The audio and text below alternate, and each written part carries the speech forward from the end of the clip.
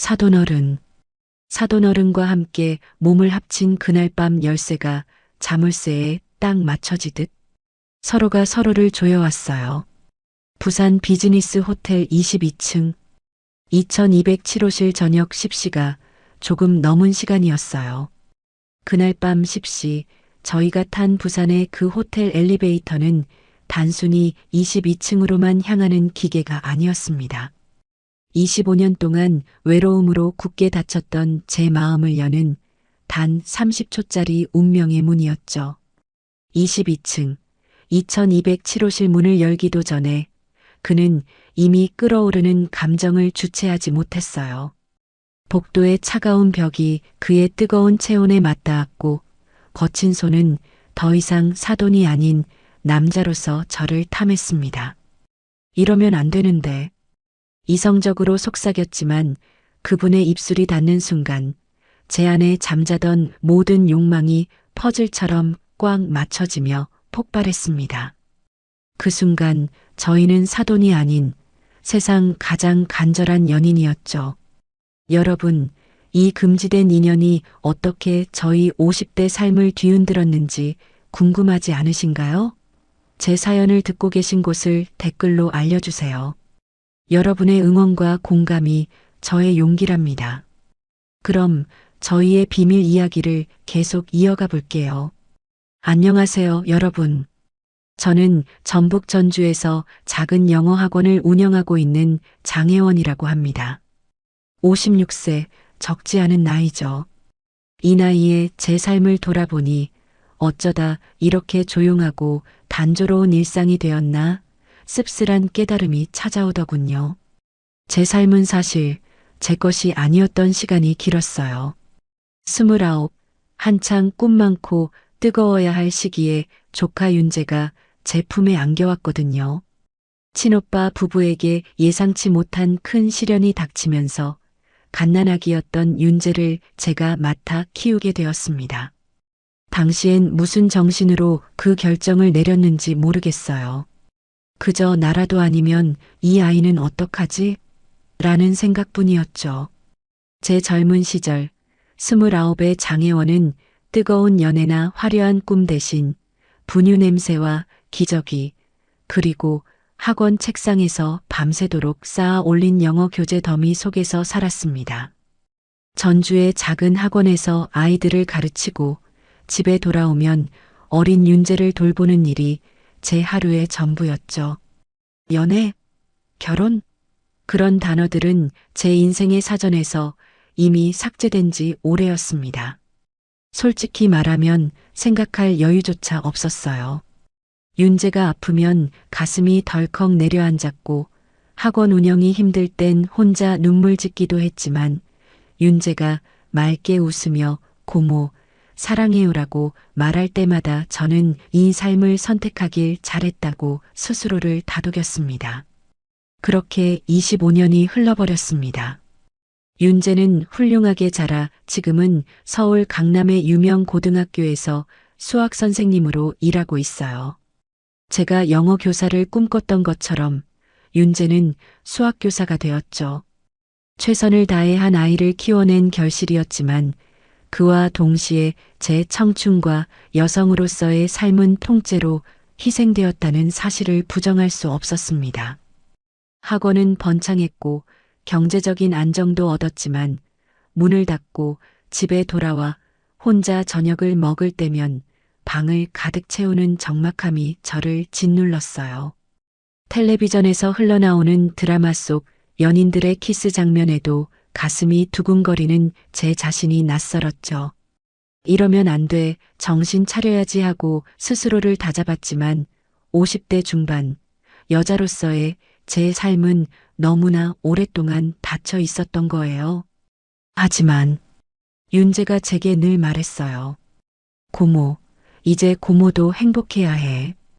고모 인생을 사세요. 제가 고모로서 윤재에게 헌신한 것을 윤재는 늘 마음 깊이 알고 있었죠. 그 말이 제 마음에 조그만 파문을 일으키긴 했지만 그저 헛된 바람일 뿐이라 생각했습니다. 56세의 장혜원에게 무슨 새로운 설렘이 찾아오겠어요.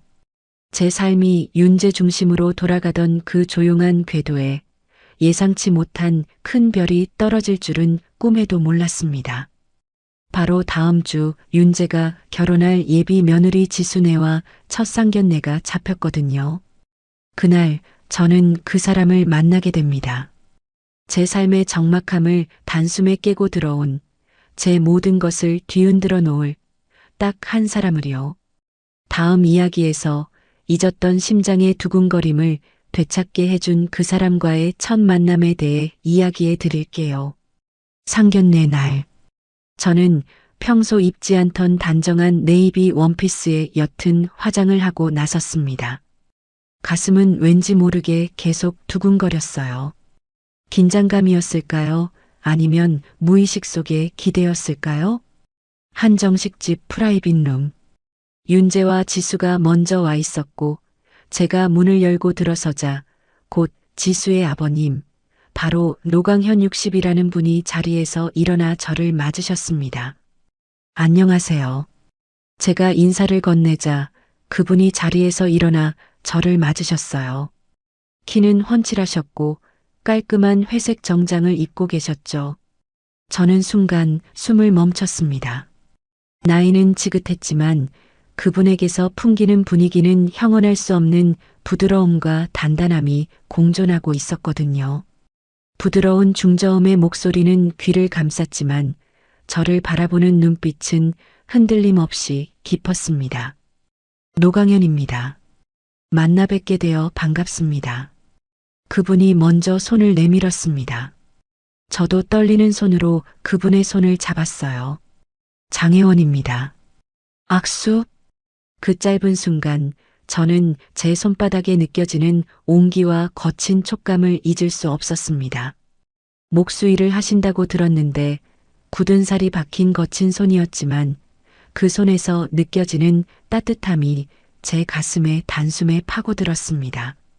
마치 25년 동안 굳게 닫혀있던 제 심장에 전기가 통한 것처럼요. 짧아야 할 악수는 왠지 모르게 길어졌고 우리는 서로의 눈을 똑바로 쳐다보고 있었습니다. 그 순간 주변의 모든 소리가 사라진 것 같았어요. 자리에 앉아서도 저는 자꾸만 그분을 훔쳐보게 되었어요. 그는 딸 지수에게 다정하게 말을 건네면서도 절제된 태도와 매너를 잃지 않았습니다. 60이라는 나이에도 불구하고 단단하고 고든 자세는 그가 얼마나 자기 관리를 철저히 하는 사람인지 보여주었죠.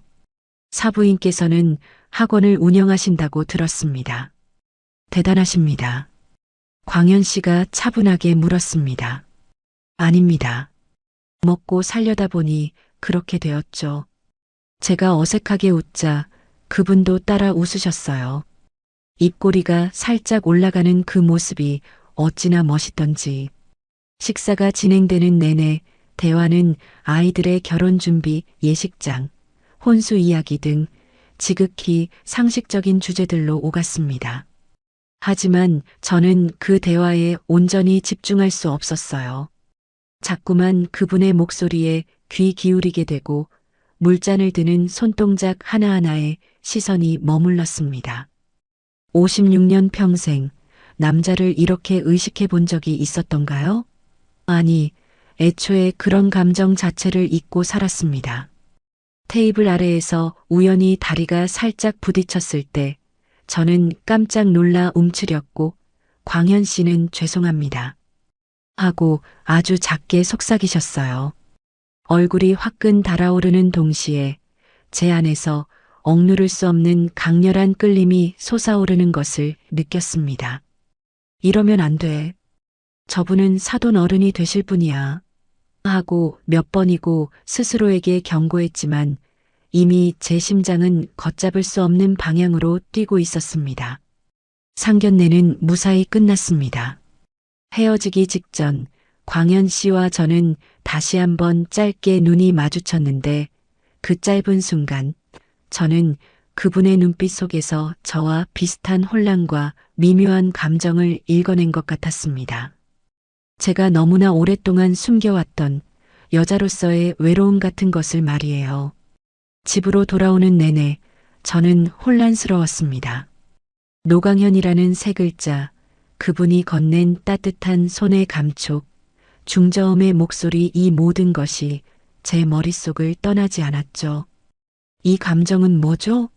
25년 만에 찾아온 늦깎이 소녀 같은 설렘인가요? 하지만 이분은 사돈 어른이 될 뿐인데, 마침 헤어지기 전 아이들은 양가 어른들이 혼수나 예식장 일정을 같이 상의했으면 좋겠다고 말했어요. 윤재가 신나서 다음 만남의 핑계를 만들어준 셈이었죠. 엄마, 다음 주에 예식장이랑 스튜디오 보러 갈 때 장인어른이랑 같이 가시는 게 어때요? 어른들 의견도 중요하니까. 저는 겉으로는 그래, 알겠다 하고 대답했지만 속으로는 이미 폭풍이 일고 있었습니다. 다시 만날 수 있는 핑계가 생긴 거예요. 혼수 준비라는 단단한 명분 아래 저는 그분을 다시 볼 수 있게 되었습니다. 그리고 이 만남은 곧 제 삶을 완전히 뒤바꿔 놓을 터였죠. 저는 그분을 다시 만나는 시간을 기다리게 됩니다. 혼수 준비라는 명목 아래 저희는 아이들 없이 둘이서만 따로 만나는 시간을 늘려가게 되었거든요. 결혼 준비는 핑계였을까요? 아니, 그 핑계는 너무나 달콤하고 완벽했습니다. 윤재와 지수는 신혼여행지나 신혼집 인테리어 같은 자신들의 관심사에만 열중할 뿐, 예식장 비용이나 혼수 분담 같은 어른들의 몫은 자연스럽게 저희에게 떠넘겼죠. 사실 고맙기까지 했습니다. 덕분에 광현 씨와 단둘이 만날 기회가 생겼으니까요. 상견례가 끝난 지 며칠 후 광현 씨에게서 전화가 왔어요. 모르는 번호였지만 직감적으로 그분임을 알았죠. 사부인 노강현입니다. 혹시 내일 저녁 혼수 분담권으로 잠시 뵐 수 있을까요? 아이들에게 부담 주기 전에 저희끼리 미리 상의하는 게 좋을 것 같아서요. 혼수 상의.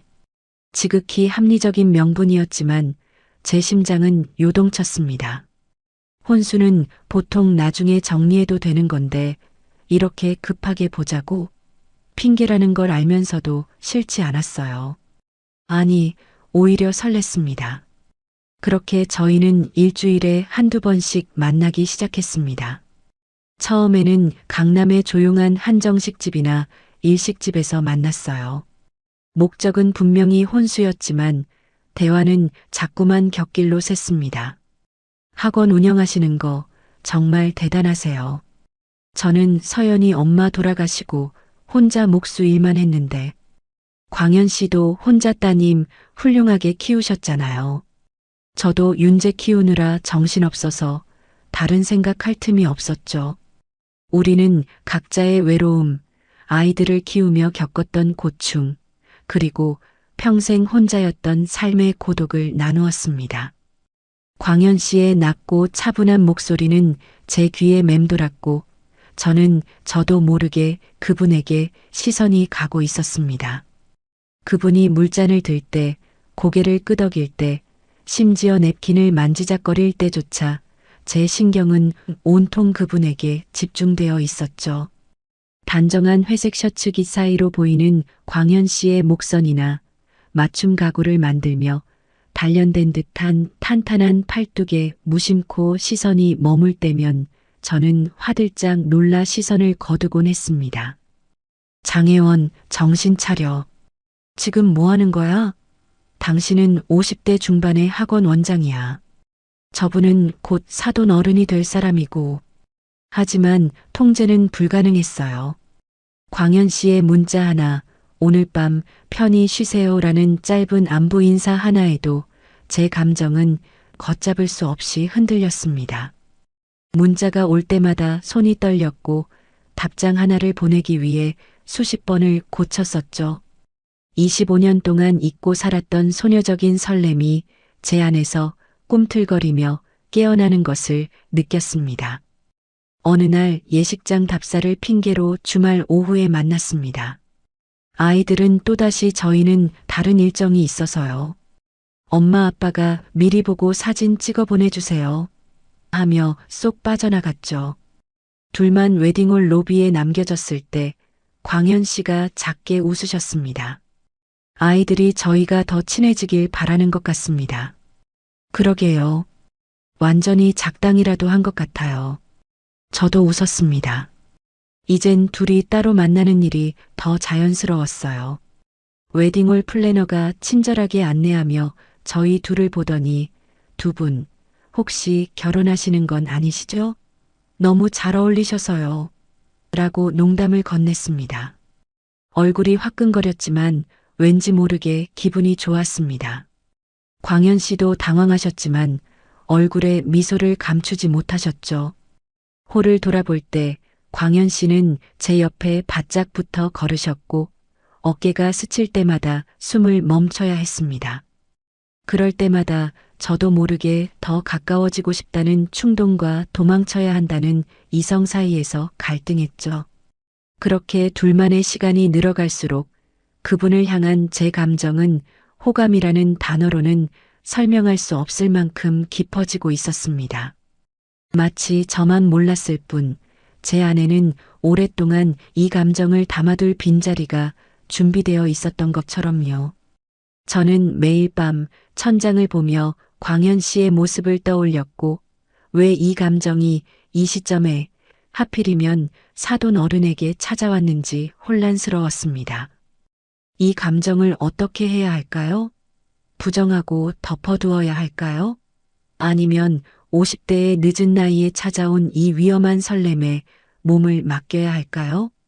바로 그 순간 광현 씨가 저를 바라보는 시선의 의미가 완전히 달라지는 사건이 벌어집니다. 그분은 저에 대해 아주 중요한 사실 하나를 알게 되었거든요. 그리고 그것은 우리 관계의 모든 부담을 순식간에 날려버리는 기폭제가 되었습니다. 그렇게 예식장 답사를 마친 어느 날 아이들은 또다시 핑계를 대고 사라졌고 광현 씨와 저는 근처 조용한 카페에 앉아 있었습니다. 은은한 재즈 선율이 흐르는 가운데 저희는 커피잔을 만지작거리며 잠시 말이 없었죠. 수진 씨, 네. 광현 씨는 깊은 숨을 내쉬더니 아주 조심스러운 목소리로 입을 열었습니다. 사실 서연이에게 수진 씨에 대해 들은 이야기가 있습니다. 심장이 쿵 내려앉았습니다. 올 것이 왔구나 싶었죠. 저와 광현 씨의 은밀한 만남에 대해 아이들이 눈치챈 걸까요? 뭐요? 제 목소리가 미세하게 떨렸습니다. 윤재 씨가 수진 씨의 친아들이 아니라는 사실을요. 순간 저는 굳어졌습니다. 그분이 그 사실을 어떻게 알았을까요? 윤재는 제가 친엄마인 것처럼 행동해 왔는데 알고 보니 윤재는 어린 시절 제가 혹시라도 외롭거나 불편해질까봐 광현 씨에게 미리 제 사정을 솔직하게 이야기했던 것 같았습니다. 광현 씨는 제가 당황한 표정을 숨기지 못하는 것을 보더니 조심스럽게 말을 이었습니다. 처음 상견례에서 뵈었을 때는 저는 사부인이라고 생각했으니 당연히 곧 윤재 씨의 친어머니와 사돈 관계가 될 거라고 생각했습니다. 그분의 시선이 제 눈을 피하지 않고 곧바로 향했습니다. 깊고 진중한 눈빛이었습니다. 사실 처음 만났을 때부터 저는 수진 씨에게 강하게 끌렸습니다. 20년 넘게 혼자 살면서 잊고 지냈던 감정이었죠. 하지만 사부인이라는 관계 앞에서 저는 스스로를 계속 억눌렀습니다. 아이들의 결혼을 앞두고 제가 이런 감정을 품는다는 것이 혹시라도 폐가 될까봐 죄책감이 컸어요. 저도 모르게 손에 땀이 흥건해졌습니다. 그는 저와 똑같은 감정으로 괴로워하고 있었던 거예요. 하지만 서연이에게 그 이야기를 듣는 순간 광현 씨의 목소리가 조금 더 분명해졌습니다. 제 마음속에 있던 모든 부담이 거짓말처럼 사라졌습니다. 그의 눈빛은 마치 오랫동안 묶여있던 끈이 풀린 사람처럼 해방감과 함께 강한 확신을 담고 있었습니다. 윤재 씨가 친아들이 아니라는 건 수진 씨가 저와 법적으로 사돈이 아니라는 뜻이잖아요. 저는 그 순간, 드디어라는 생각을 했습니다. 이제 더 이상 이 감정을 억누를 필요가 없다는 안도감이 밀려왔어요. 광현 씨의 고백은 충격적이었지만 동시에 저를 짓누르던 죄책감의 무게를 덜어주었습니다. 맞습니다. 저는 고모였고 광현 씨는 예비 사돈의 아버지. 윤재는 이미 성인이 되어 독립을 앞두고 있으니 저희 둘의 관계는 누구에게도 해가 될 수 없었습니다. 오히려 윤재를 위해 희생해온 제 삶에 대한 늦었지만 정당한 보상처럼 느껴지기도 했죠. 솔직히 말씀드리겠습니다. 수진 씨. 이 사실을 알게 된 순간부터 저는 수진 씨를 향한 마음이 더 가까워지고 싶다는 감정으로 분명하게 정리되었습니다. 이 감정은 핑계가 아닙니다. 제가 20년 넘게 잊고 살았던 진심입니다. 광현 씨는 테이블 위로 손을 뻗어 떨리고 있는 제 손을 조심스럽게 감싸주었습니다. 거칠지만 따뜻한 그분의 손이 닿자 저는 말문이 막혔습니다. 제가 억지로 외면했던 제 안의 진심이 광현 씨의 고백을 통해 비로소 세상 밖으로 나온 듯한 기분이었죠. 저도 그랬어요. 겨우 입을 열어 대답했습니다. 상견례 날부터 저도 모르게 광현 씨에게 끌렸고 혼란스러웠어요. 하지만 이제 저희는 서로의 눈을 깊이 바라보았습니다. 광현 씨의 눈 속에는 설렘과 진지함, 그리고 저를 향한 확신이 가득했습니다. 이제 더 이상 혼수상이라는 핑계가 필요 없다는 것을 우리는 둘 다 알고 있었습니다. 이 짧지만 강렬한 대화는 25년 동안 고모로만 살아왔던 저와 싱글 대디로만 살아왔던 광현 씨의 삶을 금지된 사돈 관계라는 족쇄에서 풀어주고 새로운 관계의 문을 열어주었습니다. 이제 저희에게 남은 것은 이 깊은 마음을 서로에게 조심스럽게 확인하고 연인으로서 관계를 정의하는 일뿐이었습니다. 그렇게 예식장 답사를 마친 어느 날 아이들은 또다시 핑계를 대고 사라졌고 광현 씨와 저는 근처 조용한 카페에 앉아 있었습니다. 은은한 재즈 선율이 흐르는 가운데 저희는 커피잔을 만지작거리며 잠시 말이 없었죠. 혜원 씨. 네. 광현 씨는 깊은 숨을 내쉬더니 아주 조심스러운 목소리로 입을 열었습니다. 사실 서연이에게 혜원 씨에 대해 들은 이야기가 있습니다. 심장이 쿵 내려앉았습니다. 올 것이 왔구나 싶었죠. 저와 광현 씨의 은밀한 만남에 대해 아이들이 눈치챈 걸까요? 뭐요? 제 목소리가 미세하게 떨렸습니다. 윤재 군이 혜원 씨의 친아들이 아니라는 사실을요. 순간 저는 굳어졌습니다. 그분이 그 사실을 어떻게 알았을까요?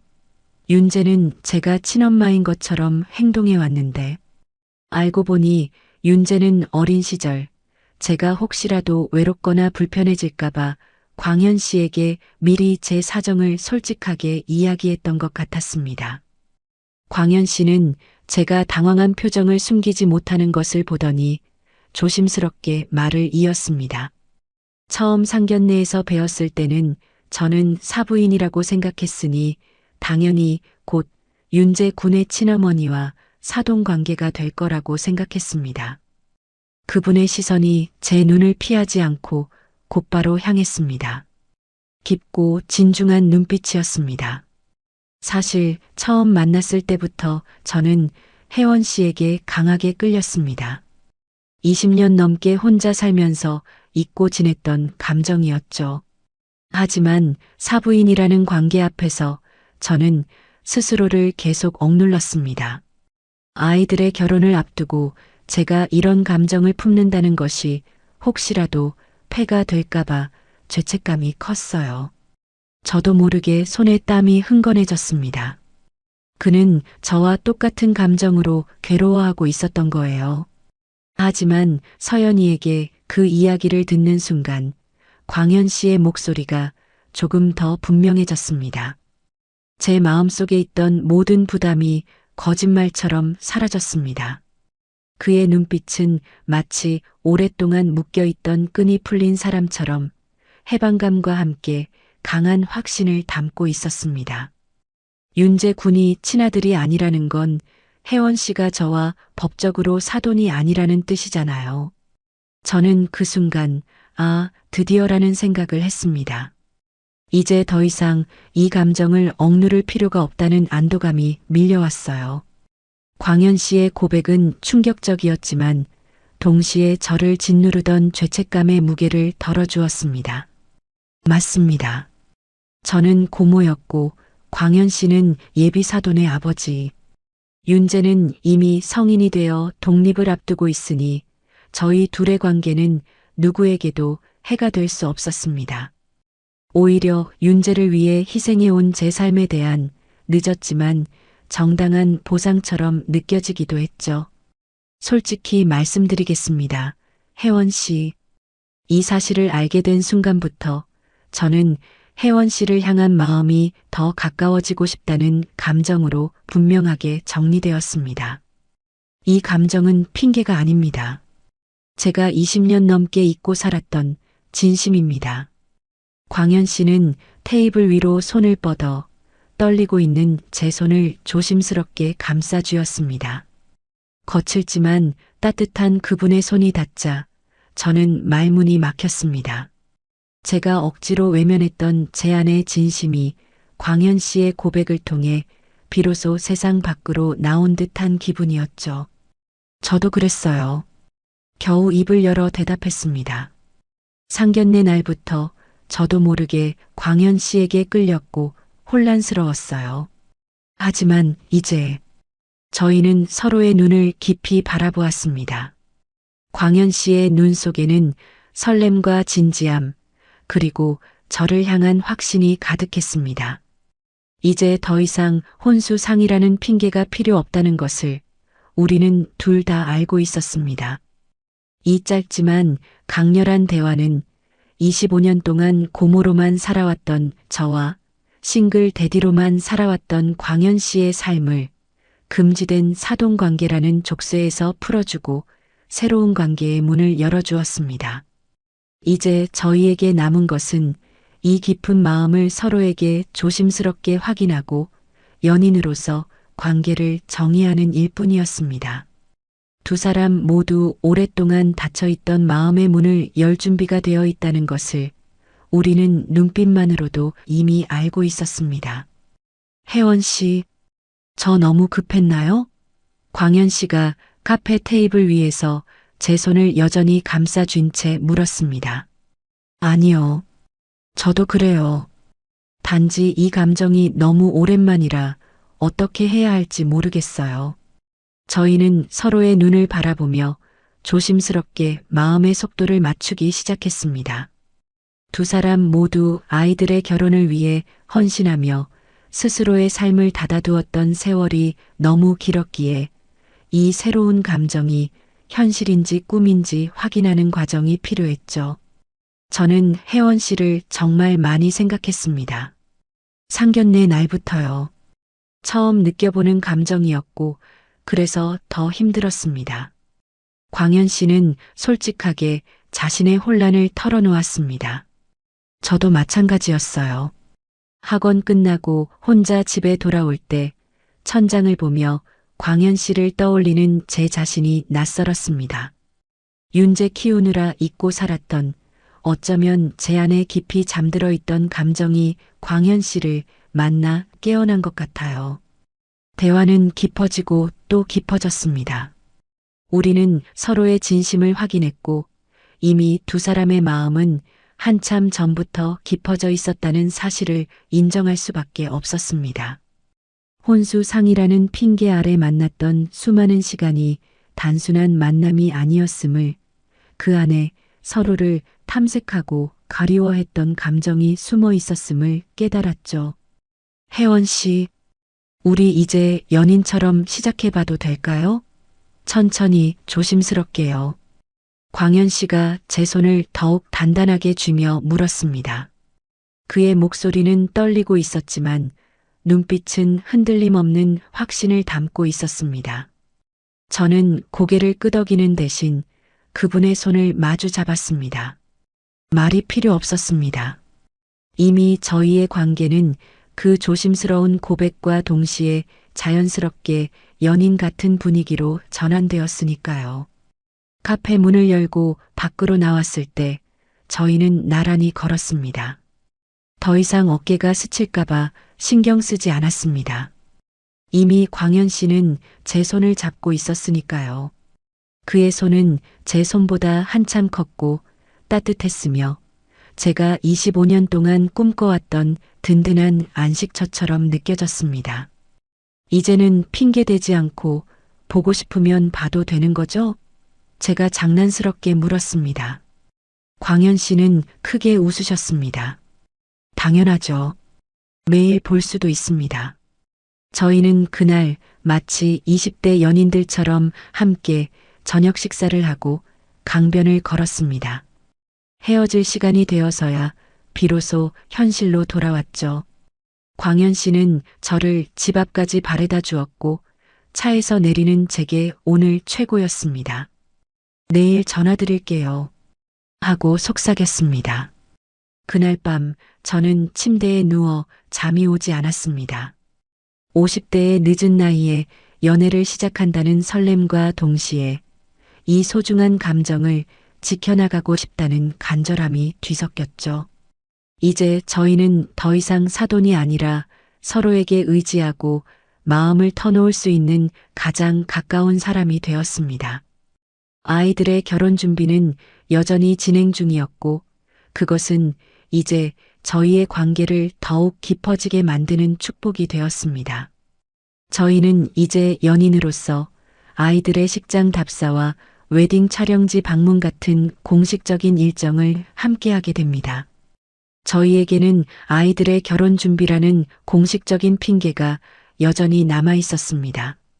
아이러니하게도 이 핑계가 저희의 관계를 빠르게 그리고 깊게 만들어주는 촉매제가 되었죠. 저희는 이후에도 식장 답사, 웨딩 촬영지 방문, 한복이나 예복을 알아보는 일정 등 여러 공식적인 자리에서 한 팀처럼 움직였습니다. 물론 윤재와 지수는 여전히 엄마 아빠가 미리 봐주세요라며 저희 둘만의 시간을 만들어 주었죠. 혜원 씨, 이 샹들리에 어떤 것 같아요? 너무 화려한가? 광현 씨, 윤재와 지수는 심플한 걸 좋아할 거예요. 저쪽 홀이 더 나을 것 같아요. 겉으로 보면 저희는 딸과 조카의 결혼을 위해 열정적으로 상의하는 책임감 있는 어른들이었습니다. 하지만 그 안에는 늦깎이 연인들의 은밀한 설렘이 가득했죠. 사람들의 시선이 닿지 않는 곳에서는 광현 씨가 슬쩍 제 손을 잡거나 복도를 걸을 때 어깨가 부딪히도록 가까이 붙어 걷곤 했습니다. 이런 일정 속에서 저희는 지극히 일상적인 이야기부터 시작했습니다. 제가 운영하는 영어 학원 이야기, 광현 씨의 목수일과 가구 만드는 이야기, 좋아하는 음식, 최근 본 영화 등 사소한 것들이었죠.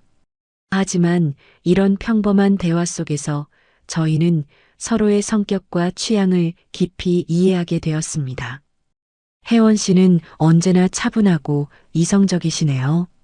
그래서 학원 운영을 그렇게 오래 하신 거겠죠?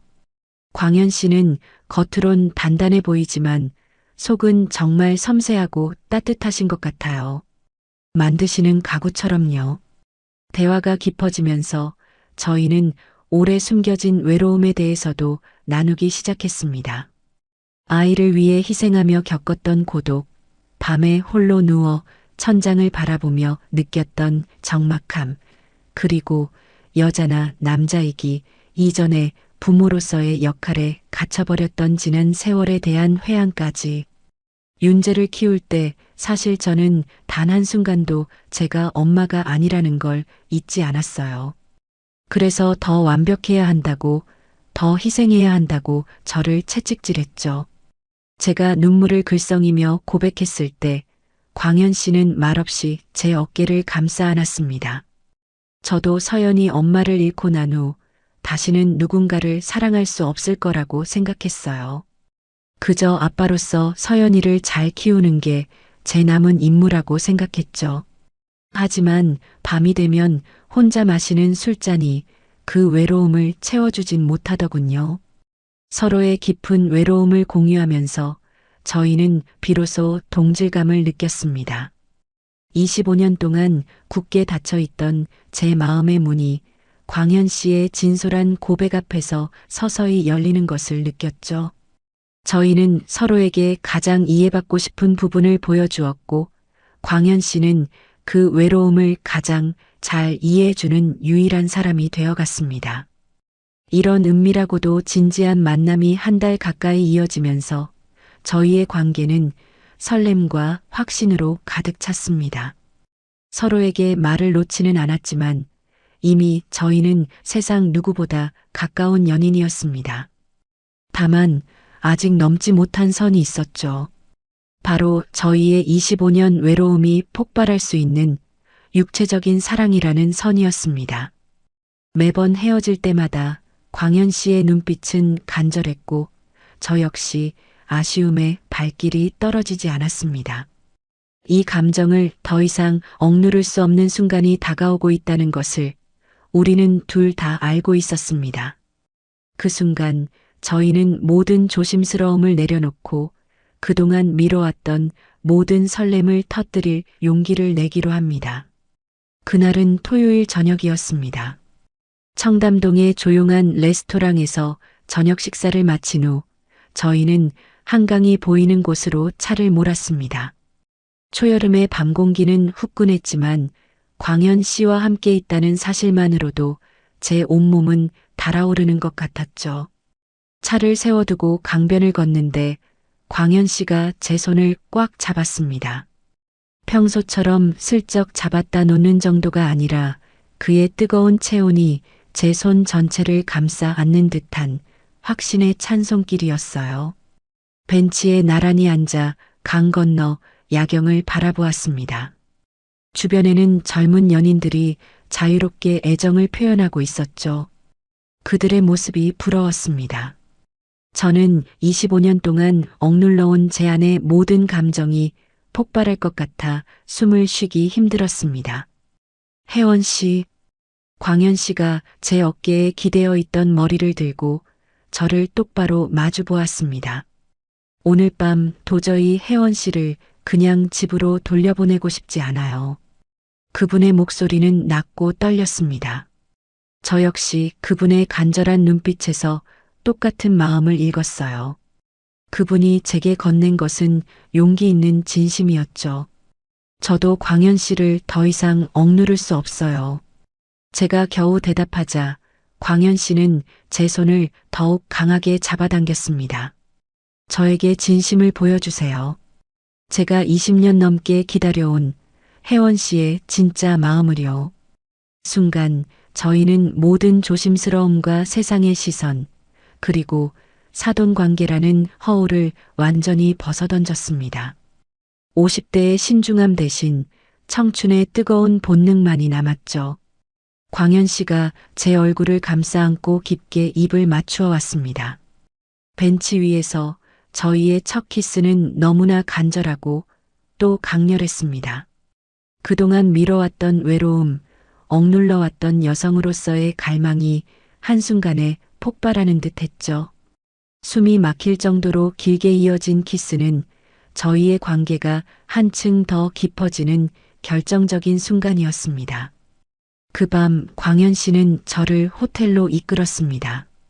로비에서 엘리베이터를 탄 순간 그가 저를 벽으로 밀어붙였던 그 짜릿한 감각은 제가 평생 잊지 못할 겁니다.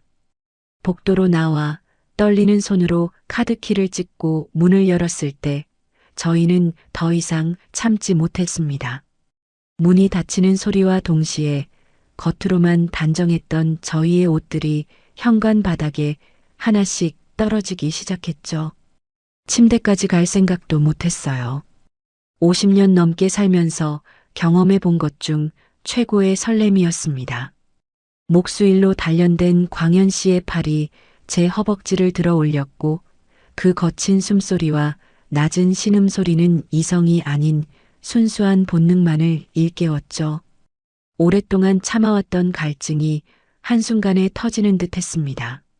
새벽녘이 되어서야 저희는 비로소 서로의 품에 안겨 잠이 들 수 있었습니다. 그의 심장 박동 소리에 귀를 묶고 누웠을 때 저는 생각했죠. 아, 이게 사랑이구나. 이게 바로 내가 25년 동안 잊고 살았던 삶이구나.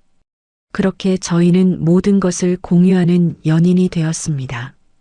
이제 저희 사이에는 비밀도 망설임도 없었습니다. 이 밤의 용기는 저희의 관계를 가장 깊은 단계로 끌어올렸습니다.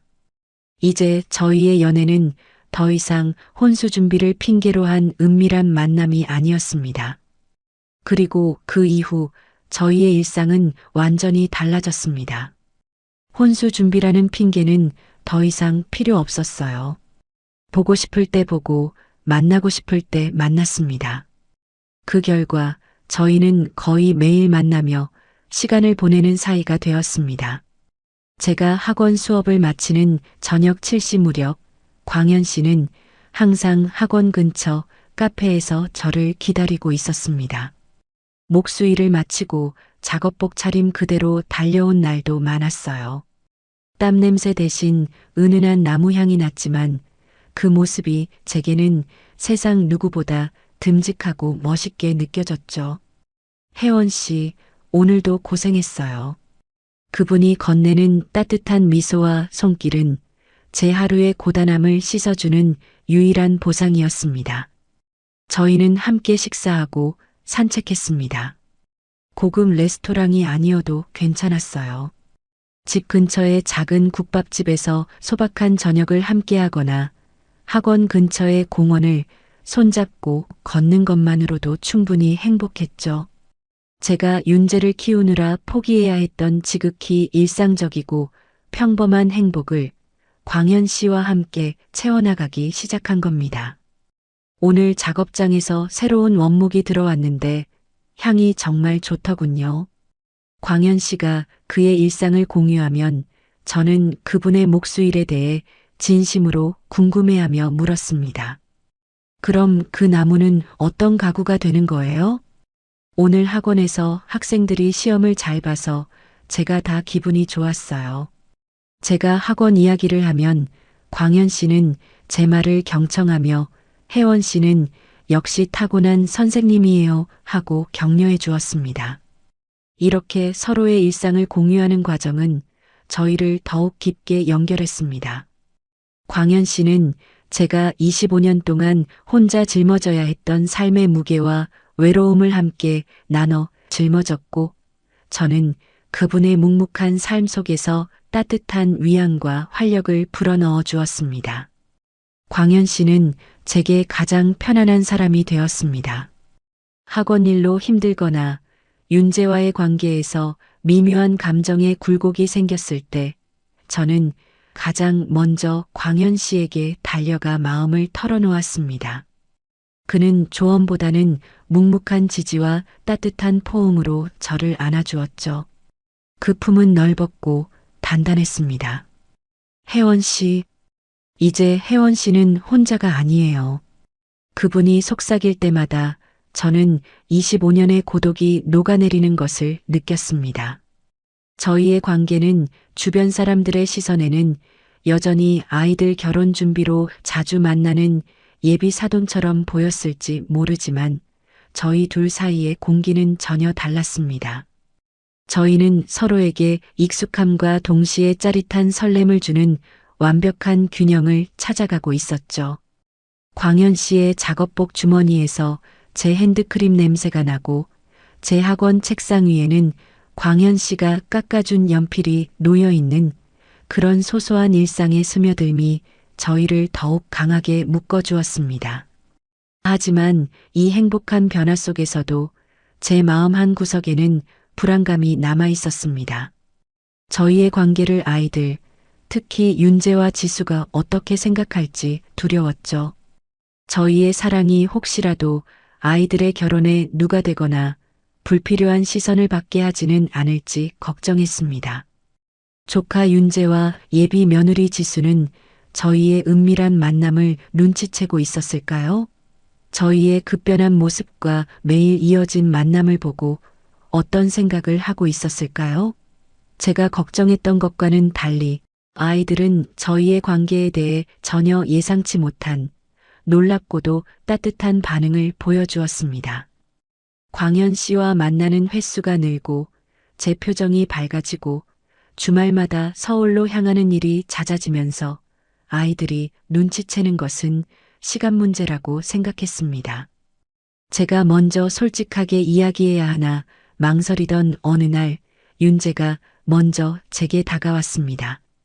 고모. 윤재가 학원 문을 닫고 나오는 저를 붙잡았습니다. 응? 왜 윤재야? 무슨 일 있어? 저는 심장이 쿵 내려앉아 최대한 태연한 척했습니다. 윤재는 특유의 밝은 미소를 지으며 제 손을 잡았습니다. 고모 요즘 너무 밝아지셨어요. 학원 학생들도 고모가 연애하냐고 물어봐요. 얼굴에서 빛이 난다고.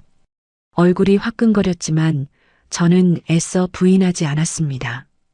이미 다 알 것 같은 눈치였으니까요. 장인어른이랑 잘 지내시는 것 같아서요. 윤재가 조심스럽게 광현 씨를 언급했습니다.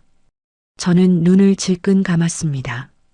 윤재야, 고모가 너한테는 꼭 이야기하려고 했어.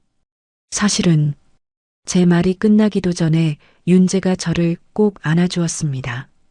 고모 괜찮아요. 고모가 말씀 안 하셔도 저랑 지수 다 알아요. 뭐? 다 안다고?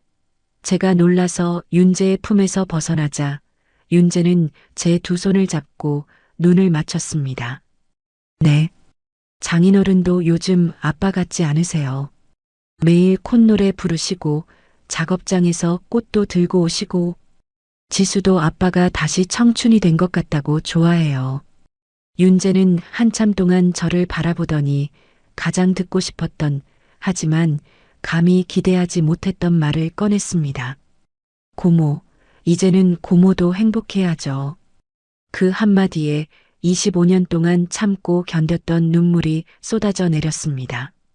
윤재를 키우기 위해 포기했던 모든 것들이 그 말 한마디로 위로받는 기분이었습니다. 제가 걱정했던 것과는 달리 윤재는 제게 죄책감 대신 축복을 주었습니다. 며칠 후 지수와 넷이서 만난 저녁 식사 자리에서 지수도 저희 관계에 대해 진심으로 지지해 주었습니다. 어머님 저를 어머님이라고 불렀습니다. 저희 아빠가 얼마나 외롭게 지내셨는지 아세요? 제가 보기엔 두 분은 하늘이 맺어준 인연 같아요. 제가 어머님께 먼저 말씀드릴게요. 저희는 두 분 관계 기쁘게 지지해요. 지수는 오히려 활짝 웃으며 저희를 응원했고 윤재는 광현 씨에게 장인어른, 고모한테 잘해주세요. 저희 고모 올리면 제가 용서 안 해요. 하고 장난을 섞어 말하기도 했습니다. 아이들의 기쁜 지지는 저희에게 가장 큰 확신과 용기가 되었습니다. 저희의 사랑은 더 이상 숨길 필요가 없었습니다. 저희는 이제 아이들의 축복을 받는 공식적인 연인이 된 것입니다. 50대의 늦은 나이에 자식들에게 응원을 받는 사랑이라니 믿기지 않았습니다. 이후 저희는 결혼식 준비 과정에 더욱 적극적으로 참여했습니다. 예전에는 어른의 역할이었지만 이제는 함께 만드는 미래라는 느낌이 강했습니다. 아이들의 축복 속에서 광현 씨와 저는 결혼식 준비에 남은 과정 동안 더욱 단단한 팀이 되어 움직이게 됩니다. 아이들의 결혼식 준비는 막바지에 접어들었습니다. 예식장 최종 점검, 하객 명단 정리, 답례품 선정 등 챙겨야 할 일들이 산더미였지만 이제는 광현 씨와 제가 한 팀처럼 움직였기 때문에 모든 일이 수월하게 느껴졌습니다. 예전 같았으면 제가 혼자 윤재의 결혼 준비를 도맡아 하며 외로움을 느꼈을 텐데 이제는 광현 씨가 제 옆을 든든하게 지켜주었습니다. 혜원 씨, 답례품은 이걸로 하시죠. 지수와 윤재가 좋아하는 유기농 잼인데 포장도 깔끔하고요. 광현 씨는 꼼꼼하게 물건을 살피며 제게 의견을 제시했고 저는 그분의 판단에 깊이 의지했습니다. 저희는 예복과 한복을 맞추러 갈 때도 함께 갔습니다. 윤재와 지수는 자신들의 옷을 고르기 바빴지만 저희는 서로의 눈빛만으로 의견을 나누었습니다. 광현 씨가 단정한 정장을 입었을 때 저는 눈을 떼지 못했고 그분은 제게 속삭였습니다. 혜원 씨, 이 정장 어때요? 혜원 씨가 골라준 넥타이가 잘 어울리나요? 제가 한복집에서 고운색의 한복을 입어보자 광현 씨는 조용히 제 곁으로 다가왔습니다. 정말 곱습니다. 혜원 씨가 입으니 한복이 빛이 나네요.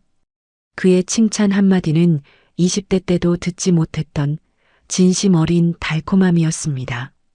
아이들은 저희의 다정한 모습에 익숙해져서 오히려 두 분이 더 신랑 신부 같으세요. 하며 웃곤 했죠. 이 모든 결혼 준비 과정에서 저희는 서로의 존재가 일상의 중심이 되어 가고 있음을 실감했습니다. 아침에 눈을 뜨면 가장 먼저 광현 씨에게 문자를 보냈고 중요한 결정이 있을 때마다 그의 의견을 들었습니다. 밤이 되면 함께 식사를 하고 다음날 일정을 의논하며 잠들었죠. 광현 씨는 제가 학원 업무로 스트레스를 받을 때면 아무 말 없이 근사한 목각 인형이나 직접 만든 작은 나무 소품을 선물해 주었습니다. 제가 기뻐하면 그분은 아이처럼 해맑게 웃으셨죠. 저는 그런 광현 씨의 소년 같은 모습에 다시 한번 사랑에 빠지곤 했습니다. 결혼식 최종 준비가 한창이던 어느 날 저희는 예식장에서 만났습니다. 하객들이 앉을 자리를 확인하고 음향시설을 점검하는 일이었죠. 텅 빈 예식장, 오직 저희 둘만 남아 있었습니다. 광현 씨가 저를 조용히 바라보더니 제 손을 잡고 예식장 중앙으로 이끌었습니다. 혜원 씨, 우리도 이 길을 걸을 수 있을까요? 그분의 질문에 저는 가슴이 먹먹해졌습니다. 저희는 이미 50대 후반, 60대 초반이었지만 그분의 눈빛에는 청춘의 간절함이 담겨 있었습니다. 광현 씨, 우리는 이미 매일매일 이 길을 걷고 있는 거리요. 제가 눈물을 글썽이며 대답했습니다. 저희는 이미 서로의 삶에 깊이 뿌리내린 영원한 동반자가 되었으니까요. 마침내 윤재와 지수의 결혼식 날이 밝았습니다. 저희는 결혼식의 가장 중요한 조연으로 그 자리에 서야 했죠. 그날 저는 곱게 차려입은 한복을, 광현 씨는 단정하고 멋진 정장을 입었습니다. 예식 시간, 하객들이 가득 들어찬 홀 입구에 저희는 나란히 섰습니다. 겉으로는 사돈 어른과 사부인처럼 서 있었지만 제 마음은 달랐습니다. 수많은 하객들이 저희를 지나쳐가며 인사를 건넸지만 저는 광현 씨의 존재를 가장 깊이 느끼고 있었습니다. 그의 옆에 서 있는 것만으로도 안정감이 느껴졌고 윤재와 지수의 행진을 바라보는 그의 눈빛 속에서 저를 향한 설렘도 읽을 수 있었죠. 겉으로는 평정을 유지하며 하객들을 맞이했지만 저희는 그 순간 이 모든 결혼식의 주인공은 윤재와 지수이면서 동시에 저희의 새로운 시작을 알리는 축제의 장임을 알고 있었습니다. 이제 저희는 하객들 앞에서 사돈으로서의 역할을 마쳐야 합니다. 그리고 곧 저희의 새로운 미래가 펼쳐질 것입니다. 저는 고운 연분홍 한복을, 광현 씨는 짙은 남색 정장을 갖춰 입었습니다. 거울에 비친 제 모습은 50대 후반이라는 나이가 무색할 만큼 화사했습니다. 이것은 오직 광현 씨의 사랑이 제게 준 마법이었습니다. 결혼식이 열리는 예식장 입구, 하객들을 맞이하는 공간. 저희는 윤재의 고모저와 지수의 아버지 광현 씨로서 겉으로는 사돈처럼 나란히 서 있었습니다. 수많은 하객들이 저희에게 다가와 축하 인사를 건넸고 저희는 단정한 미소로 그들을 맞이했죠. 두 분 사돈, 너무 보기 좋으시네요. 인상이 참 선하세요. 신랑 신부만큼이나 두 분도 곱고 멋지시네요. 칭찬이 이어질 때마다 저는 광현 씨를 흘긋 바라보았고 그분은 제게만 알 수 있도록 살짝 눈웃음을 지어주었습니다. 겉으로는 차분하고 격조 있는 사돈 관계를 연기하고 있었지만 저희 마음속은 전혀 다른 감정으로 가득 차 있었습니다. 광현 씨는 하객을 맞이하는 내내 저를 세심하게 챙겼습니다. 하이힐을 신은 제가 혹시라도 불편할까봐 발을 잠시 움직일 수 있도록 미세하게 위치를 조정해 주었고 하객들이 잠시 뜸해진 틈을 타 작은 목소리로 속삭였죠. 혜원 씨, 혹시 다리는 아프지 않으세요? 제가 잠시 자리 바꿔드릴까요? 아니에요, 광현 씨. 괜찮아요. 하지만 광현 씨가 옆에 계시니까 안정감이 느껴져서 좋아요. 안정감. 그 단어가 가장 정확했습니다. 25년 동안 홀로 세상의 모든 풍파를 견뎌냈던 저였지만 지금 광현 씨의 옆에 서 있는 순간만큼은 세상 어떤 것도 두렵지 않았습니다. 저희의 관계는 뜨거운 설렘을 넘어 서로의 삶의 무게를 지탱해주는 단단한 기반이 되어 있었으니까요. 예식이 시작되고 저희는 홀 안에 마련된 양가 부모님 자리에 앉았습니다. 신랑 윤재가 늠름하게 걸어 들어오고 이어 신부 지수가 광현 씨의 팔짱을 끼고 입장하는 순간 제 가슴은 뭉클해졌습니다. 광현 씨는 딸 지수와 함께 버질로드를 걷는 내내 평소의 듬직함 대신 미묘한 긴장과 감격에 젖어 있는 듯 했습니다. 제가 그분을 지켜보는 동안 그는 잠시 하객들에게 등을 보인 채 지수의 손을 윤재에게 넘겨주었죠. 그 순간 광현 씨가 저를 향해 아주 짧게 하지만 깊은 의미를 담은 눈빛을 보내왔습니다. 우리도 저렇게 될 수 있을까요? 라는 무언의 질문 같기도 했고 당신이 내 곁에 있어줘서 감사하다는 오래된 연인의 확신 같기도 했습니다. 저는 미소로 그분의 마음을 받아주었죠. 결혼식이 진행되는 동안 저희는 겉으로 드러내지 않는 비밀스러운 대화를 눈빛으로 나누었습니다. 주례사를 들으면서도 축가를 들으면서도 저희는 서로의 손을 잡지 않았지만 마음만은 깊이 연결되어 있었습니다. 광현 씨는 때때로 손수건을 꺼내 제 눈가를 조심스럽게 닦아주었는데 이는 남들에게는 그저 사부인을 챙기는 사돈 어른의 모습으로 보였을 겁니다. 하지만 제게는 그 모든 순간이 저희 둘만의 은밀한 축제였습니다.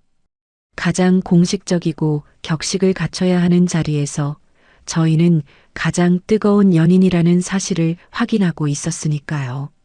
예식이 끝난 후 패백과 피로연이 이어지는 동안에도 저희는 나란히 서서 하객들의 인사를 받았고 광현 씨는 제 목까지 챙기느라 바빴습니다. 바쁜 일정 속에서도 그의 눈은 항상 저를 향해 있었고 잠시라도 눈이 마주치면 저희는 세상 모든 것을 가진 듯한 행복한 설렘을 느꼈습니다. 모든 일정이 마무리되고 아이들은 신혼여행을 떠났습니다. 저희는 식장을 나서며 서로를 마주 보았습니다. 고생하셨어요, 혜원 씨. 광현 씨도요. 저희는 오늘 이 하루 수많은 사람들 앞에서 사돈이라는 가면을 썼지만 그 가면 속에서 저희의 사랑은 더욱 단단하게 굳어졌음을 알고 있었습니다. 이제 저희에게는 누구에게도 방해받지 않는 둘만의 시간이 필요했습니다. 그리고 그 기회를 아이들이 다시 한번 만들어 주었죠. 결혼식을 마친 다음 날 아침 며느리 지수에게서 전화가 왔습니다. 어머님, 아빠, 어머님 두 분 다 결혼식 준비하시느라 얼마나 고생하셨어요. 저희는 신혼여행 가니까 두 분도 좀 쉬셔야죠. 아니다, 지수야. 고생은 너희들이 했지. 제가 미소 지으며 대답했습니다. 아니에요. 그래서 저희랑 윤재가 작은 선물을 준비했어요. 두 분 여행 다녀오세요. 아이들의 권유는 저희에게 뜻밖의 축복이었습니다.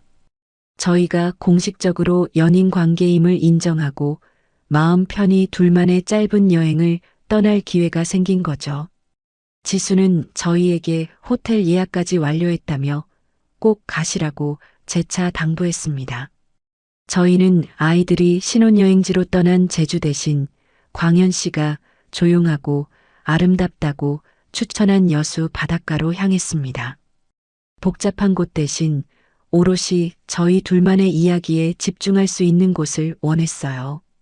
여수에 도착한 첫날, 광현 씨는 해질녘 바닷가 산책을 제안했습니다. 바닷바람이 시원하게 불어왔고 저는 그의 손을 잡고 모래사장을 걸었습니다. 겉으로는 평범한 5060대 커플이었지만 저희의 손깍지는 세상에서 가장 뜨겁고 절실했습니다. 혜원 씨, 우리가 이렇게 함께 여행을 오게 될 줄은 상상도 못했습니다. 광현 씨가 바다를 바라보며 말했습니다. 저도요. 25년 동안 제 삶의 중심은 윤재였고 다른 어떤 것도 들어올 틈이 없다고 생각했거든요. 광현 씨는 제 삶에 찾아온 가장 아름다운 기적이에요. 저희는 저녁에는 여수 밤바다를 바라보며 싱싱한 해산물에 소주잔을 기울였습니다. 술 기운이 오르자 그동안 차마 말하지 못했던 더 깊은 이야기들이 터져나왔습니다. 광현 씨는 돌아가신 아내에 대한 미안함과 홀로 딸을 키워야 했던 고독감을 털어놓았습니다. 서연이 엄마가 떠나고 한동안은 정말 앞이 캄캄했습니다. 서연이 앞에서 울 수도 없었죠. 하지만 혜원 씨를 만나고 제 외로움이 비로소 따뜻한 위로를 받는 느낌이에요. 저는 그의 손을 잡고 진심으로 위로했습니다. 저 역시 윤재를 키우며 겪었던 좌절과 고난을 나누었죠. 저희는 서로의 상처를 보듬어주는 동시에 깊이 있는 사랑을 확인했습니다. 호텔방으로 돌아왔을 때 저희는 더 이상 조심할 필요가 없었습니다. 저희는 이틀 동안의 여행 내내 마치 세상에서 단 둘만 남은 연인처럼 서로에게 집중했습니다. 아침에 눈을 뜨면 그의 품에서 하루를 시작했고 밤이 되면 그의 따뜻한 숨결을 느끼며 잠이 들었습니다.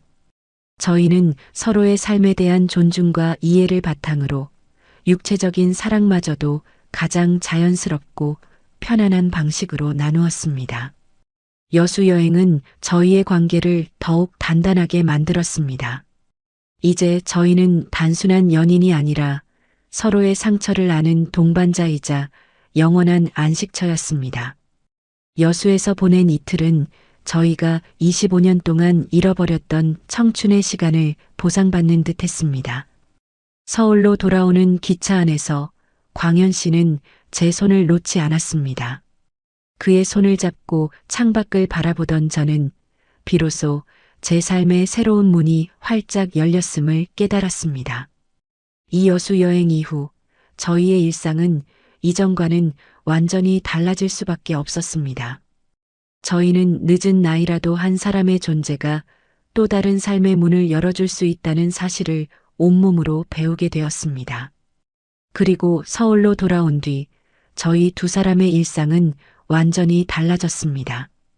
예전에 제 일상은 학원과 집, 오직 두 공간으로만 이루어져 있었습니다. 아침에 눈을 뜨면 수업 준비, 저녁에는 학원 문단속과 다음날 계획, 주말은 윤재의 안부를 챙기는 것으로 채워졌죠. 겉으로는 완벽하게 독립된 삶이었지만 속으로는 깊은 고독이 스며들어 있었습니다. 하지만 이제 광현 씨의 존재는 제 일상 구석구석에 스며들었습니다. 광현 씨는 아침 일찍 제게 오늘도 힘내요. 내 사랑이라는 문자를 보내주었고 저는 그분의 메시지를 읽으며 활기차게 하루를 시작했습니다. 제가 수업을 하는 동안 광현 씨는 작업장에서 묵묵히 나무를 깎으면서도 틈틈이 제가 좋아하는 꽃이나 간식을 학원으로 보내주었죠. 늦은 나이라도 한 사람의 존재가 또 다른 삶의 문을 열어줄 수 있다는 사실을 저는 광현 씨를 통해 온몸으로 배우게 되었습니다. 제가 학원 일로 머리가 복잡할 때 광현 씨는 저를 데리고 인적이 드문 한강변이나 조용한 미술관으로 데려갔습니다. 혜원 씨, 너무 자신을 가두고 살지 말아요. 숨 쉴 틈을 만들어야죠. 그분의 따뜻한 조언은 제게 새로운 세상을 보여주었습니다. 저는 난생 처음으로 나 자신을 위한 삶에 눈뜨기 시작했습니다. 광현 씨의 삶 역시 저로 인해 많이 바뀌었습니다. 제가 없을 때는 작업실에서 혼자 식사를 해결하거나 간단히 라면을 끓여 먹는 것이 전부였던 그분이 이제는 저와 함께 따뜻한 집밥을 나누게 되었죠. 저희는 서로의 집을 오가며 함께 저녁 식사를 준비했고 별것 아닌 반찬에도 서로를 마주보며 웃을 수 있었습니다. 광현 씨는 제게 여자의 삶을 되찾아 주었습니다. 제가 학원 원장이라는 단단한 갑옷을 잠시 내려놓고 누군가에게 기대고 의지할 수 있는 평범한 여자 장혜원이 될 수 있도록 해주었죠. 저 역시 광현 씨에게 남자의 삶을 되찾아 주었습니다. 홀로 가구 만드는 일에만 매진하며 메말랐던 그의 감성에 제가 따뜻한 웃음과 대화 그리고 사랑으로 생기를 불어넣어 주었습니다. 저희는 서로에게 결여되었던 부분을 완벽하게 채워주는 존재였습니다. 제가 꼼꼼하고 이성적인 계획을 세우면 광현 씨는 묵묵히 저를 믿고 실행하며 든든함을 주었습니다. 저희는 이제 모든 일을 우리라는 이름으로 결정했습니다. 주말의 계획, 학원 운영의 고민, 심지어 노후에 대한 이야기까지도요. 저희는 늦은 나이에 다시 찾아온 이 사랑이 얼마나 소중하고 귀한 것인지 알았기에 하루하루를 충만하게 채워나갔습니다. 저희의 삶은 더 이상 외롭지 않았습니다. 서로의 존재만으로도 완벽하게 채워지는 단단하고 안정적인 일상이 완성된 것입니다. 이제 윤재와 지수의 결혼식은 끝났고 저희의 사돈 역할도 공식적으로 마무리되었습니다. 하지만 저희의 연인으로서의 삶은 이제부터가 진짜 시작이었습니다. 그리고 저희는 이 소중한 관계를 마치 20대 연인들처럼 가꾸고 즐기기 시작했죠. 윤재와 지수가 신혼여행에서 돌아오고 일상에 완전히 적응하는 석 달이라는 시간이 흘렀습니다. 이 석 달 동안 혜원인 저와 광현 씨는 마치 시간을 역행한 듯 20대 연인처럼 데이트를 즐기며 사랑을 키워나갔습니다. 아침 일찍 만나 조조 영화를 보거나 주말에는 차를 몰고 근교의 예쁜 카페를 찾아다녔습니다. 광현 씨는 제가 미처 경험해보지 못했던 청춘의 설렘을 50대 후반의 나이에 다시 선물해 주었습니다. 혜원 씨, 우리 오늘은 남산에 가서 자물쇠 걸어놓고 올까요? 꼭 해보고 싶었는데. 광현 씨의 장난기 가득한 제안에 저는 소녀처럼 웃으며 그분의 손을 잡고 남산타워로 향했습니다. 그곳에 저희의 이름 이니셜을 새긴 자물쇠를 걸어놓으며 저희는 25년 전 잃어버렸던 청춘의 시간을 되찾는 듯 했습니다. 물론 저희의 데이트는 20대처럼 즉흥적이지만은 않았습니다.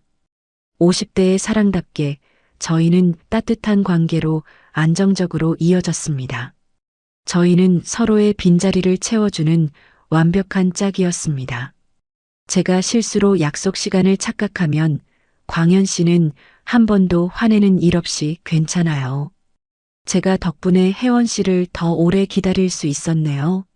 하고 다정하게 웃어주었습니다. 제가 학원 일로 지쳤을 때 광현 씨는 말없이 어깨를 주물러주며 고생했어요. 제가 쉴 수 있는 가구를 만들어 드릴게요. 하고 위로해 주었죠. 제가 광현 씨의 빈자리를 채워준 부분도 컸습니다. 광현 씨는 20년 동안 홀로 지내며 잃어버렸던 생활의 활력을 되찾았습니다. 제가 그의 옷차림을 챙겨주고 건강을 걱정하며 식단을 관리해주자 주변 사람들도 노광현 씨 요즘 회춘했어 하고 농담을 건네곤 했습니다. 혜원 씨 덕분입니다. 혜원 씨가 제 삶을 다시 숨쉬게 해줬어요. 광현 씨가 진심으로 고백할 때마다 저는 눈물이 핑 돌았습니다. 어느 주말 저녁 광현 씨가 남원에서 제 학원 근처로 도착했을 때 저는 곧바로 그의 품에 안겼습니다. 단단한 그의 팔이 허리를 감싸 안는 순간 저는 25년의 고독이 녹아내리는 것을 느꼈죠. 늦은 시간 그의 작업복에서 느껴지는 나무와 땀의 냄새마저도 제게는 세상 가장 달콤한 향이었습니다. 광현 씨의 집으로 향하는 차 안에서 저희는 침묵했지만 뜨거운 눈빛만으로도 모든 것을 나누었습니다. 늦은 밤 불이 꺼지고 서로의 숨소리만이 방을 채웠을 때 저희는 다시 한번 청춘의 열정과 성숙한 사랑이 교차하는 가장 사적인 시간을 가졌습니다. 서로의 몸과 마음에 새겨진 세월의 흔적은 저희의 사랑을 더욱 절실하고 깊이 있게 만들었습니다. 저희는 50대의 사랑이 20대보다 훨씬 뜨거울 수 있음을 매일 밤 증명했습니다. 석 달은 저희에게 이 사랑이 일시적인 감정이 아니라 평생을 함께할 수 있는 깊은 인연임을 확인시켜준 시간이었습니다. 저희의 사랑은 뜨거웠지만 결코 불안하지 않았습니다. 서로에 대한 깊은 존중과 신뢰가 있었으니까요. 하지만 저희의 삶에는 여전히 물리적인 거리가 존재했습니다. 저는 전주에서 학원을 운영하고 광현 씨는 남원에서 목수일을 하고 있었죠. 주말마다 만나는 것이 일반적이었지만 저희는 매일 밤 영상통화로 서로의 얼굴을 확인하고 하루 일과를 공유하며 떨어져 있는 시간을 견뎠습니다. 이런 물리적인 제약 속에서도 저희의 사랑은 조금도 흔들리지 않았습니다. 오히려 서로의 일과 삶의 공간을 존중해주면서 저희의 관계는 더욱 성숙해지고 안정적으로 발전했습니다. 저희는 이제 확실히 알게 되었습니다. 사랑은 나이도 거리도 심지어 사돈이라는 관계마저도 뛰어넘을 수 있다는 것을요. 50대의 늦은 나이에 찾아온 이 기적 같은 사랑을 저희는 감사하며 지켜나가기로 다짐했습니다. 윤재와 지수가 결혼하고 저희의 사돈 역할이 공식적으로 끝난 지금 저희는 각자의 삶을 살아가면서도 규칙적으로 만나며 사랑을 이어가고 있습니다. 저는 전주에서 학원을 운영하고 광현 씨는 남원에서 목수일을 하는 상황은 변함이 없어요. 하지만 저희에게 이 거리는 더 이상 장애물이 아닙니다. 매주 주말 광현 씨는 남원에서 전주로 올라오거나 제가 남원으로 내려갑니다. 주로 금요일 저녁에 만나 일요일 저녁까지 온전히 둘만의 시간을 보냅니다. 한 주 동안 쌓였던 피로와 그리움을 한 번에 쏟아내는 시간이죠. 저희는 이 시간을 통해 서로의 빈자리를 채우고 다시 일주일을 버틸 에너지를 얻습니다. 저희의 데이트는 화려하지 않습니다. 광현 씨가 정성껏 준비한 아침 식사를 함께 먹고 근처 저수지나 작은 산책로를 걷습니다. 광현 씨는 제가 학원 일 때문에 놓쳤던 삶의 여유와 아름다움을 보여주었고 저는 그분에게 세상과 소통하는 창구가 되어 주었죠. 광현 씨는 사랑은 때를 가리지 않는다는 말을 저희가 증명하고 있다고 늘 말합니다. 50대 후반, 60대 초반의 나이에 심지어 아이들의 결혼을 통해 만난 사돈이었던 저희가 이렇게 뜨겁고 진정한 사랑을 찾았으니까요. 저희의 사랑은 어쩌면 젊은 시절의 사랑보다 훨씬 더 절실하고 소중합니다. 저희에게 남은 시간이 유한하다는 것을 알기에 하루하루가 감사하고 충만하죠. 혜원 씨가 제 남은 인생의 가장 큰 선물입니다. 광현 씨가 제 이마에 입을 맞추며 속삭입니다. 저는 그분께 광현 씨는 제 25년 외로움을 끝내준 기적이에요라고 대답하곤 하죠. 저희는 조용하고 깊은 연애를 계속하고 있습니다. 아이들은 저희의 관계를 지지하고 오히려 두 분이 함께 계시면 저희도 마음이 놓인다며 응원해 줍니다. 저희는 아직 재혼이나 동거에 대해 구체적인 계획을 세우지는 않았습니다. 하지만 저희의 남은 생을 함께 채워갈 것이라는 확신은 이미 마음속에 단단히 자리 잡고 있습니다. 언젠가는 광현 씨가 전주로 오거나 제가 남원으로 가서 매일 아침을 함께 맞이할 날이 올 수도 있겠죠. 하지만 지금 이대로도 충분합니다. 서로를 향한 변함없는 마음이 전주와 남원 사이의 거리를 가장 아름다운 연결고리로 만들고 있으니까요. 저희의 이야기는 여기서 마무리되지만 저와 광현 씨의 사랑은 이제부터 시작입니다. 저희는 사돈에서 연인으로 그리고 인생의 가장 든든한 동반자로 성장했습니다. 제가 여러분께 이 이야기를 전해드린 이유는 사랑은 언제든 누구에게든 찾아올 수 있는 기적이라는 것을 꼭 말씀드리고 싶어서였어요. 늦었다고 생각하는 순간에도 여러분의 심장은 다시 뛸 수 있습니다. 여러분, 지금까지 혜원이의 길고 길었던 금지된 사랑 이야기 끝까지 들어주셔서 정말 감사드립니다. 제 삶에 찾아온 이 놀라운 변화와 행복을 여러분과 나눌 수 있어서 진심으로 기뻤습니다. 여러분은 지금 어디에서 저의 이야기를 듣고 계신가요? 여러분의 마음속에도 혹시 잊고 지냈던 설렘이 있지는 않나요? 댓글로 여러분의 소중한 생각과 경험을 나눠주시면 제가 한 분 한 분 반갑게 인사드리고 소통할게요. 그리고 저의 이 진심 어린 사랑 이야기가 여러분께 작은 용기와 감동을 줄 수 있었다면 잊지 마시고 아래 좋아요 버튼을 꼭 눌러주세요.